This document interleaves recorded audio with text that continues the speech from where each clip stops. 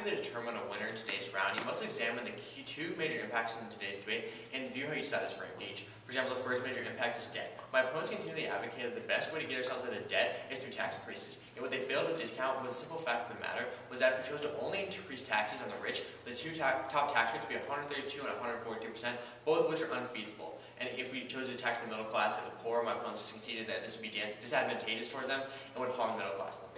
Furthermore, if we look at the Laffer curve, we already see the top tax rates in the United States of 35% are within the Laffer curve's revenue maximizing area. So if we choose to increase taxes anymore, we would only be decreasing revenue and doing nothing but dig ourselves into a further deficit. So what we instead see is that there are feasible and manageable cuts, as my partner and I have advocated, as simple cuts of 1% to defense and non-defense discretionary spending will lead to $1.8 trillion in revenue over the next 10 years, and wasteful spending alone can help to get us out of the deficit within the next year alone.